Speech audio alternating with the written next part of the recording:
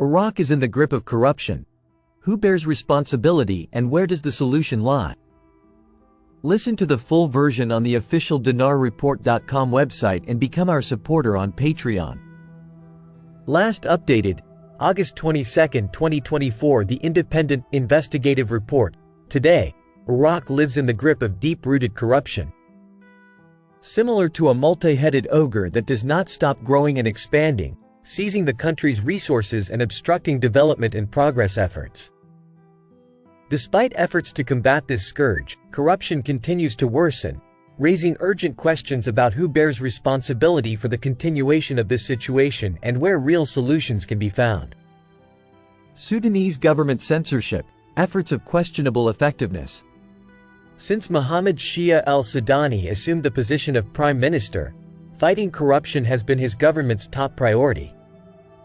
The Sudanese came to carry the banner of change and promise to achieve what previous governments could not do. But Iraq, which suffers from deep-rooted corruption, requires more than just promises and slogans.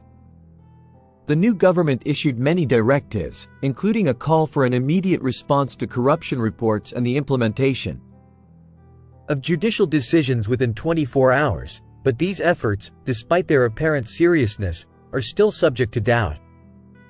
The question that arises is launching these initiatives enough to bring about radical change in a country where corruption is part of the power structure?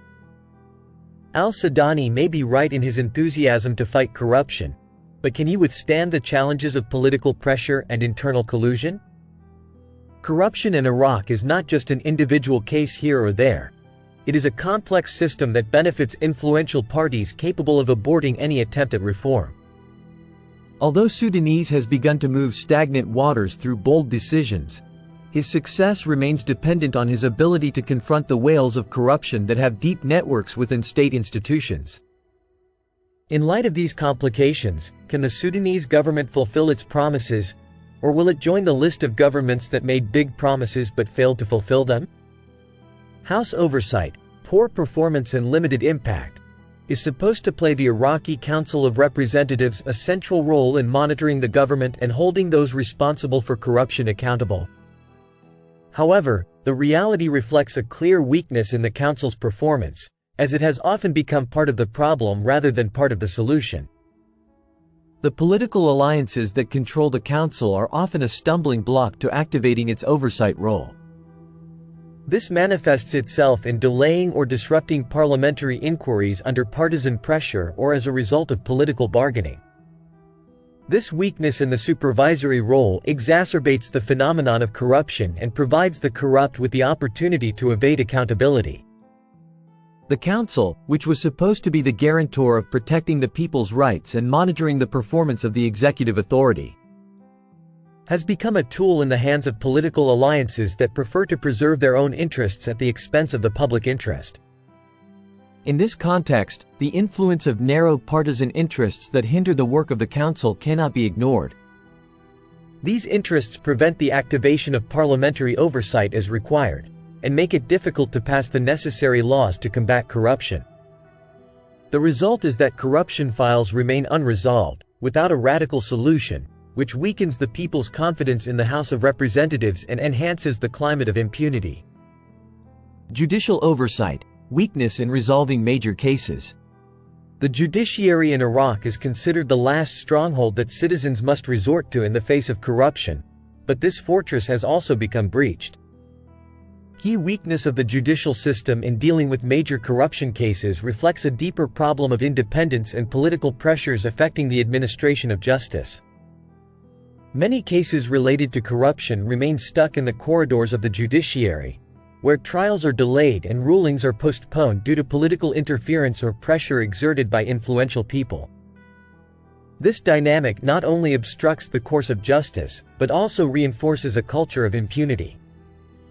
Corrupt people in Iraq are well aware that the judiciary, which should be a strict watchdog, can be exploited by complicating legal procedures or using political connections to avoid accountability.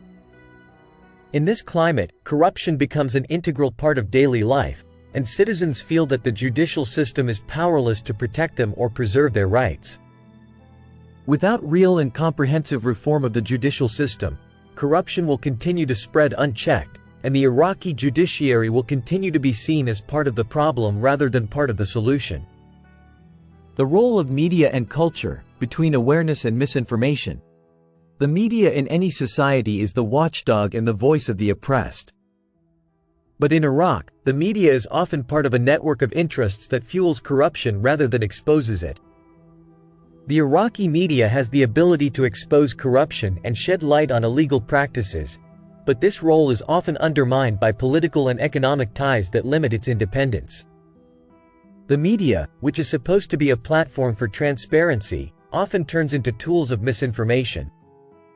Manipulation of information, bias in coverage, and reliance on suspicious sources of funding are all factors that make the media unable to fulfill its role in the fight against corruption.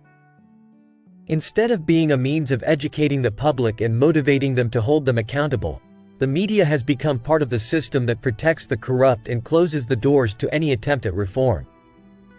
On the cultural side, Iraq faces great challenges in establishing the values of integrity and accountability. Public culture often tolerates corruption or considers it part of realpolitik. The arts, education, and independent media are all tools that should be used to promote a culture that respects the law and promotes transparency. Without a radical change in the cultural and media system, corruption will continue and the Iraqi people will remain hostage to a system that lacks integrity. The American role, suspicious influence and intentional disregard? The issue of corruption in Iraq cannot be addressed without referring to the role that the United States has played since its occupation of the country in 2003. American policies in Iraq, especially with regard to reconstruction and the distribution of contracts, have contributed greatly to creating a fertile environment for corruption.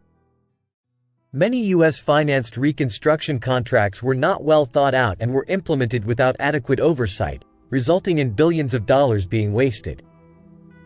This financial chaos not only contributed to rampant corruption, but also helped build networks of corrupt people who still maintain their influence inside Iraq.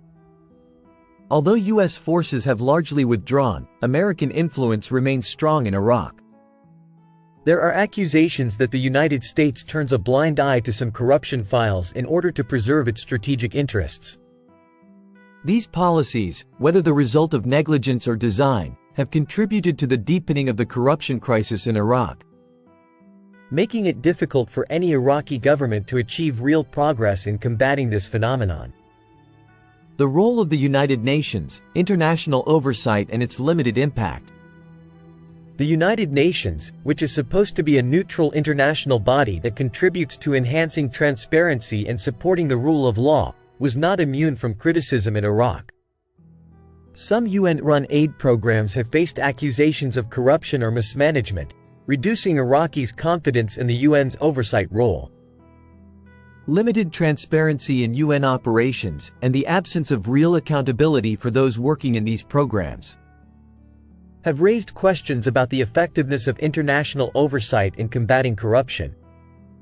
If international organizations are unable to provide a role model for transparency and integrity, how can corrupt Iraqi institutions be expected to achieve this? Popular and religious censorship, a latent force that needs to be activated. The Iraqi people have a latent power that can change the equation, but this power is often muzzled or not activated as required. Popular oversight, which is practiced through protests, demonstrations, and civil society participation, is considered one of the most important means of putting pressure on the government and institutions to combat corruption. At the same time, religious institutions play a major role in shaping public opinion in Iraq. However, some of these institutions may provide moral or legal cover for the corrupt, whether intentionally or unintentionally. If the religious role is properly activated, it can be a driving force towards reform and change. Proposed solutions: either reform the system or form an anti-corruption coalition. Combating corruption in Iraq requires taking radical and decisive steps, so the proposed solutions can be divided into two stages. Fix the system from within. Current political leaders are required to adopt real reforms, far from rhetorical slogans and empty statements. These reforms must include enhancing transparency and accountability in all state institutions, and ensuring the independence of the judiciary to be able to resolve major corruption-related cases without political interference. Also, activating independent and effective parliamentary and judicial oversight is considered an imperative necessity to stop the flow of corruption. The commitment of those in charge of the political process to reform is not an option, but rather a necessity for survival. The continuation of corruption will ultimately lead to the collapse of the entire system, and therefore the national interest requires taking radical measures to save what can be saved. Forming an anti-corruption political coalition. If the current leaders fail to reform the system from within, the alternative is to form an anti-corruption political coalition.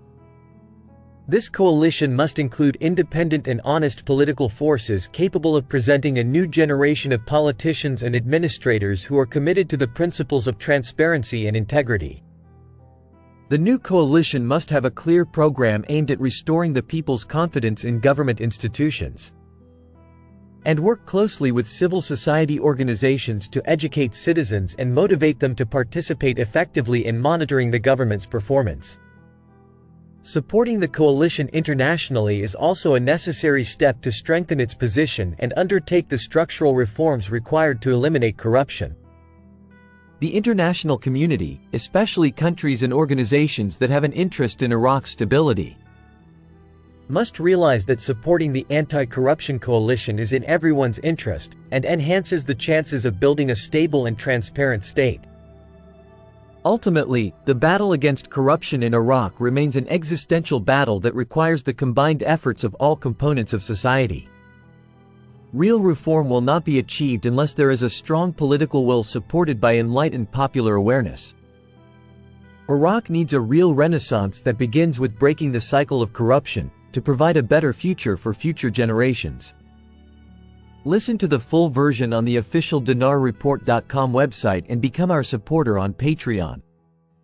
Source: Dinar Recaps.